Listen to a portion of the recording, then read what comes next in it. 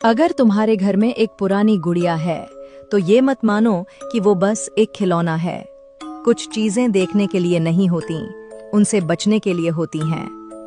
गुड़िया को कभी बेडरूम में मत रखो। अगर रात को उसकी आंखें खुली मिले तो कैमरा मत चलाओ, बस उसे वहीं छोड़ दो, क्योंकि जो रिकॉर्ड होता है वो लौटता नहीं, वो दोहराता है। अगर गुड़िया आईने के सामने हो और उसका अक्स गायब हो तो कमरे से बाहर चले जाओ, क्योंकि वो अब सिर्फ चीजें नहीं देख रही, वो तुम्हारे पीछे देख रही है।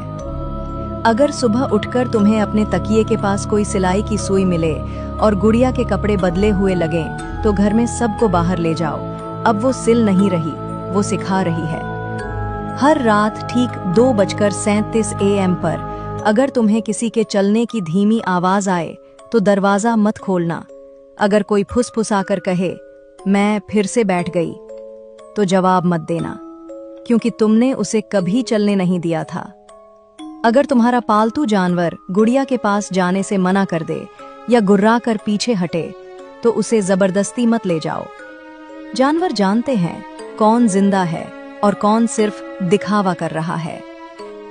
थोंग गुड़िया कभी भी अकेली नहीं होती, वो सिर्फ तब हिलती है जब उसे यकीन हो जाए कि तुम अब कभी नहीं हिलोगे। अगर तुम्हारे घर में एक पुरानी गुड़िया है तो ये मत मानो कि वो बस एक खिलौना है।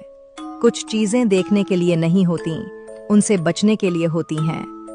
गुड़िया को कभी बेडरूम में मत रखो। अगर रात को उसकी आंखें खुली मिले तो कैमरा मत चलाओ, बस उसे वहीं छोड़ दो, क्योंकि जो रिकॉर्ड होता है वो लौटता नहीं, वो दोहराता है। अगर गुड़िया आईने के सामने हो और उसका अक्स गायब हो तो कमरे से बाहर चले जाओ, क्योंकि वो अब सिर्फ चीजें नहीं देख रही, वो तुम्हारे पीछे देख रही है। अगर सुबह उठकर तुम्हें अपने तकिए के पास कोई सिलाई की सुई मिले और गुड़िया के कपड़े बदले हुए लगें तो घर में सबको बाहर ले जाओ। अब वो सिल नहीं रही, वो सिखा रही है। हर रात ठीक 2:37 AM पर अगर तुम्हें किसी के चलने की धीमी आवाज आए तो दरवाजा मत खोलना। अगर कोई फुसफुसाकर कहे मैं फिर से बैठ गई तो जवाब मत देना, क्योंकि तुमने उसे कभी चलने नहीं दिया था। अगर तुम्हारा पालतू जानवर गुड़िया के पास जाने से मना कर दे या गुर्रा कर पीछे हटे तो उसे जबरदस्ती मत ले जाओ। जानवर जानते हैं कौन जिंदा है और कौन सिर्फ दिखावा कर रहा है। थोंग गुड़िया कभी भी अकेली नहीं होती, वो सिर्फ तब हिलती है जब उसे यकीन हो जाए कि तुम अब कभी नहीं हिलोगे।